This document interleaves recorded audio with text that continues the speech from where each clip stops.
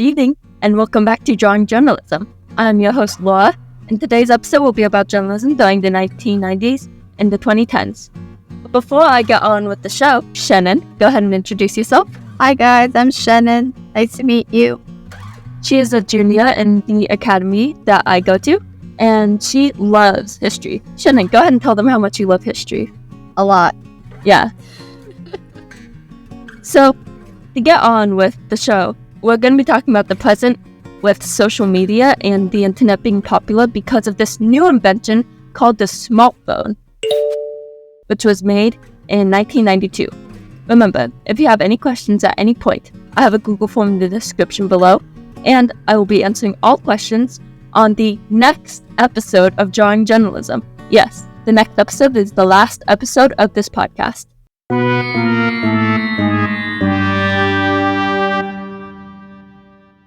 So in the previous episode, we learned about television and the ending of the Cold War. Shenan, what do you think about the Cold War?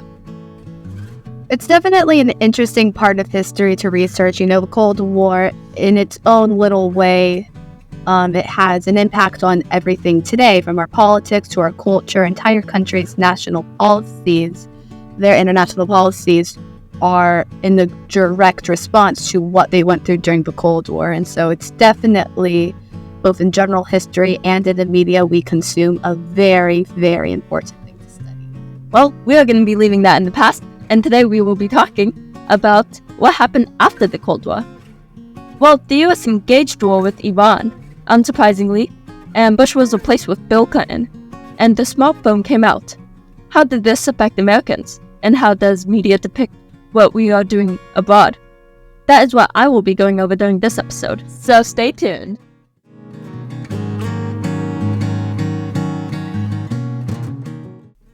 So like usual, I'll be giving you a little bit of context before we get into the beefy part of this podcast.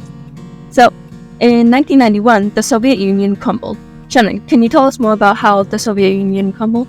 All right, so there's a lot of factors that go into the collapse of the Soviet Union, but one of the biggest factors historians agree upon is the opening of media. The Soviet Union was a communist state.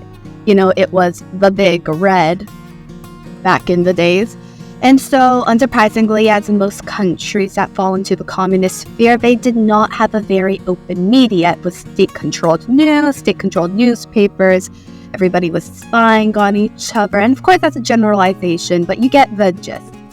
And then the new Soviet leadership, a guy named Gorbachev, comes in and he goes, you know, I think the Soviet Union would be doing a lot better if we opened up our media, is maybe if we stopped having the state control every little bit and piece, and we let the people express themselves and talk to each other, and we didn't control everything. And you know, that's a really good thing. That's freedom of press. That's amazing. But not for a dictatorship, not for a communist country. Because suddenly, now that the media wasn't being controlled by the state, it was criticizing the state. Soviets would open their news and the state-controlled one would be like, hey, everything in the Soviet Union is great and it's beautiful. But then the non-state media would be, actually, hey, in Ukraine, this nuclear reactor called Chernobyl recently blew up and we're all in danger. And Ukrainians and other Soviets were wondering, hey, why didn't we hear about this? And suddenly when the media is reporting everything's great and beautiful in the Soviet Union, the Soviets looked at their pantries and saw they didn't have food, or they didn't have some of the technology that Western countries had. They were thinking, maybe everything's not great and beautiful in the Soviet Union. And so now people start talking to each other. They're using media to counter-report. And the Soviet Union's collapses in no small part because once media was no longer controlled by the state, the patriotism, faith in the government, it nosedived. There was no more Soviet psyche of rah, rah, great country. Everybody was thinking, this really sucks. And that is in no small part because Gorbachev opened the media, which is inherently a good thing. But if you want to keep your Soviet dictatorship, It's not, and the Soviet Union will collapse in 1991. Hashtag Glasnost. So the Soviet Union collapsed, and so you would think that the Americans would not want to start another war. LOL. They started fighting back. And you can argue that this was a very, very justified case. Iraq under Saddam Hussein had invaded Kuwait, which is never a nice thing to do. It's going to be very different than what happens 10 years later, but we'll get there when we get there. So this actually made George Bush popular. But before we get more into that, I'll now be talking about the trends in journalism. So in the 1990s, CNN broke a lot of historical firsts by having real-time coverage of armed conflict. This is when Iraq was invading Kuwait, and the US had rocket attacks on Baghdad. These events led up to the creator of CNN, Ted Turner, like we learned previously in the last episode, positioned other journalist teams in multiple countries to report in real time. Before live news, wartime leaders had spies and secret agents to tell them what was going on during wars, but now the whole world was watching. CNN changed the way the world views journalism by having this new invention of live television. Instead of getting little information for long periods, they could just turn on TV and see what was happening in real time. This dismantled any censorship in general, and CNN bringing news on television changed the whole world. CNN was the first of its kind, and it paved the way for Fox News. We learned about Fox News last episode, and Fox News was established in 1996 by Robert Murdoch, and his television producer, Roger Ailes, was a former Republican political consultant. This is what led to the news site and the news channel becoming politically affirmed with Republicans. This paved the way for news sites we see today that are biased with the Democrats or Republicans or left side or right side. While Fox News posed themselves as unbiased, they had strong links with Republican leaders, and Fox News had opinion pieces along with news that they gave. These opinion pieces told the public how to think about the issues going on in the world, especially from the Republican point of view or the Democratic point of view.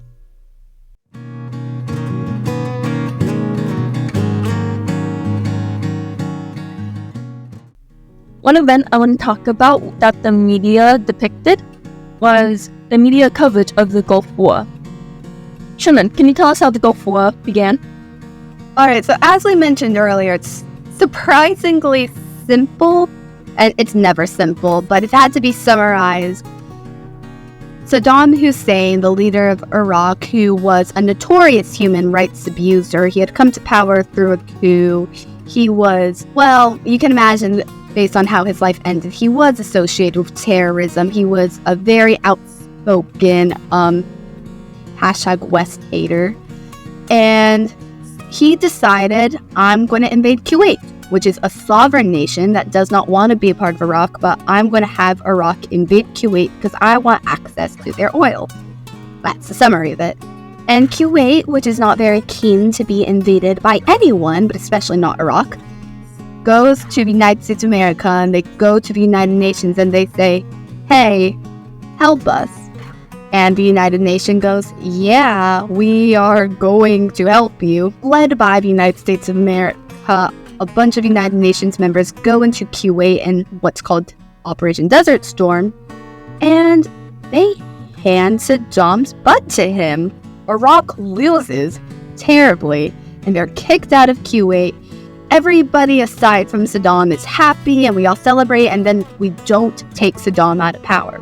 Thank you for giving that context, Shenan. So, how did the media depict this war? It was heavily televised.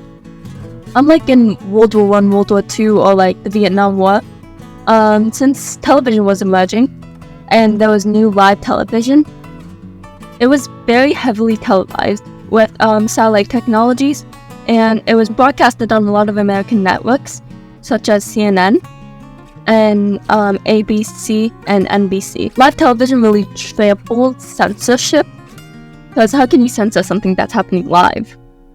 Excellent question. I'm sure that won't be important later.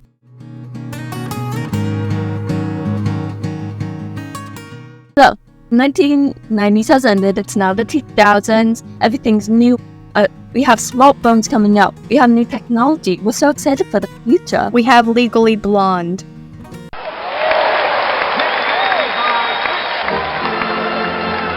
What could go wrong? Oh, shit. 9/11. Yep. On September 11th, 2001, 2 airplanes hit each of the Twin Towers in New York. An additional airplane hits the United States Pentagon in Virginia. And the 4th airplane headed to Washington, D.C. It's either the White House or the Capitol building. Most think the Capitol building is grounded when the passengers have an uprising against their terrorist hijackers, and the airplane crashes into a field in Pennsylvania. So, like we said previously, there has now been live television going on, including when the airplanes have hit. And so this played a role in showing the public what terrorism looked like. This new live television showed a new perspective of terrorism and what the US had to fear.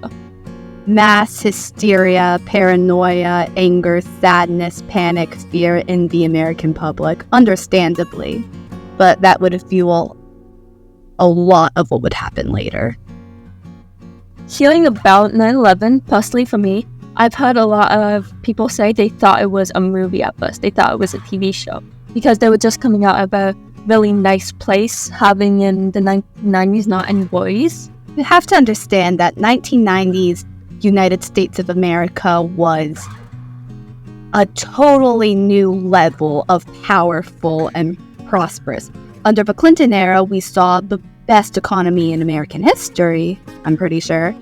And then the Soviet Union is gone, and so there's no threat to the United States' power influence there. China is, at this point, is rebuilding itself slowly and coming to the global economy, and the United States at this time is hopeful about a friendship with them. Cuba's not going to do anything. There's a couple reports of tiny terrorist group in the Middle East, but we're the United States of America. We have the strongest economy, the strongest military, we're the leaders of the West, we've got everything is going great. The United States of America was invincible, and the media told us this, politicians told us this, and then 9/11, part of the reason it was so insane was not just because of the terrible, horrible act of terrorism and hate, but because it totally took this established and accepted status quo and flipped it on its head. So, moving on from 9/11, Never forget. I'll now be getting onto the difference between newspapers and internet and how the internet really stomped its way into our lives and how it affects us now.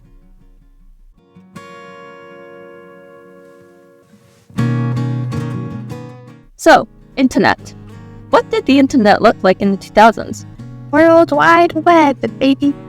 Google was made in 1998, but really started getting popular in the 2000s, especially when people were looking up either research or basic facts. Furthermore, Yahoo and Hotmail became the hot thing. Get it? Hotmail, hot thing. These were the new email addresses, so rather than sending mail or having to call someone, you could send emails from Yahoo and Hotmail. And it made it really easy to look at the emails that you have gotten and trash them. I should probably make a special announcement of YouTube because I love YouTube.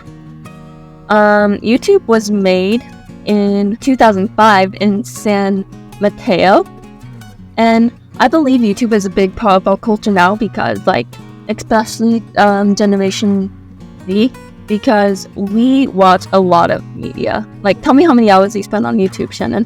I don't want to answer that. I plead the fifth. YouTube was kind of like the new MTV because now you didn't have to like wait till your favorite song came on television. You could look up on YouTube, watch the video there. Have you ever heard of the Google Images story? Our guest speaker here has a story to share about Google Images. Okay, I just wanted to add this, guys. All right, so when Google first gets created as an information source, for the first couple of years, there is no Google Images. Like, If you Google something, we'll give you the information, tit for tat. It's perfect, it's great, it's a beautiful system. We keep going.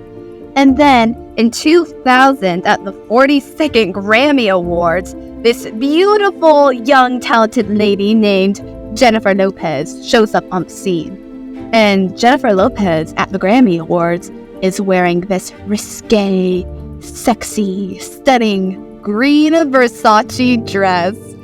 And word of mouth gets around, and everybody's like, well, I gotta see me some of this.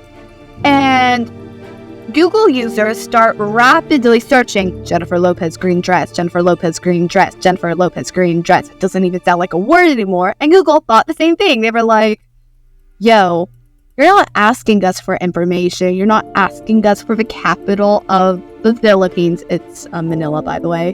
You're not asking us for like actual information. You're asking us for an image of Jennifer Lopez in this one green dress. Okay, let's create Google Images. And that is why Google Images exists, because of Jennifer Lopez in a green dress. And it's like my favorite media fact out there. Thank you for humoring me.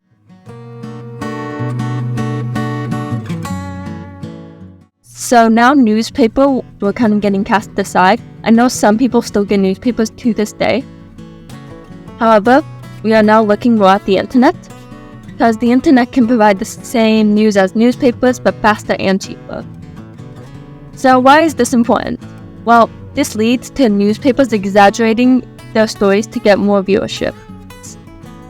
This is when clickbait really started to play a role in media to try and get as many clicks and as much money to newspapers and websites as possible.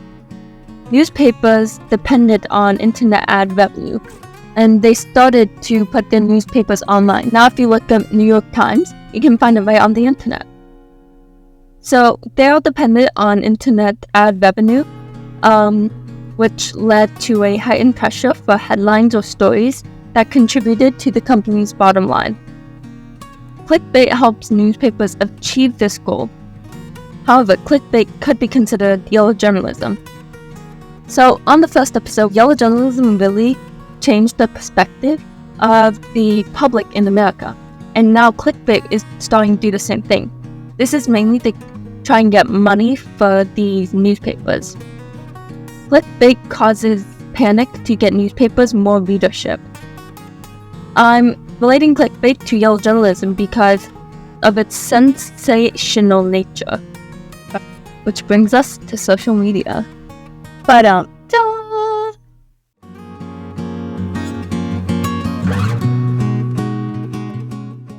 So getting into social media, the first technology company made for social media was called Meta. Facebook really paved the way to allow other social media to apps to exist, and it also started having people compare themselves to others. This is where we see comparisons start to happen, and having a social life is starting to get really important. Of course, having a social life before was important, but now posting that you have a social life is really important. And then gossip gets spread around a lot as well. So why is this important? Well, a new piece of technology brought quick, efficient, easy ways to connect with the rest of the world. Social media brought an idea to life that users could talk to other people in different countries. Social media quickly became popular, but it had its faults. Post wherever you want with just a click of a button, including false information. False information in the 21st century was used to get a reaction out of others. Instead of getting money, it was mainly for reaction and followers. News outlets started to spread exaggerated or false information with big pictures that worried the public, as well as headlines. Some did not check the validity of the information and immediately believed it. Not verifying sources and exaggerating the news misled internet users, and they also shared it with their closest friends and shared it on more social media, and it just became a cycle. We still have this today. This can easily lead audiences to a different conclusion than what is actually real. So what do US citizens think of the media now? So for years, the US distrust of the media has been growing. Trust is now at an all-time low. The percentage of trust in the media has recently hit a record low, with just 7% of Americans having a great deal of trust and confidence in the media, and 27% having just a fair amount. This distrust is caused by the worry of misinformation or news that the US citizens do not like. This mistrust is dangerous. This research was done in 2017. A little advice from me: always fact check your sources. Whatever you see on social media might not be true. That does not mean that you can't trust the government or social media fully. It just means you have to be taking the initiative to fact check yourself. Media literacy is important, y'all. Yes. So feel free to look at media literacy or take a class in it.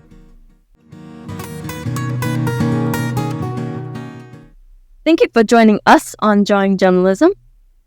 Yeah, thank you. Next episode, I will be answering questions and going more into the global context of journalism. So stay tuned. For all my listeners out there, don't forget to subscribe. Additionally, have your questions answered by submitting questions down below in the description. Lastly, visit my Instagram page to get reminders and extra content on media and misinformation. My Instagram handle is @drawingjournalism. This will also be linked in the description below. This is your host, Laura. And Shenan, signing off.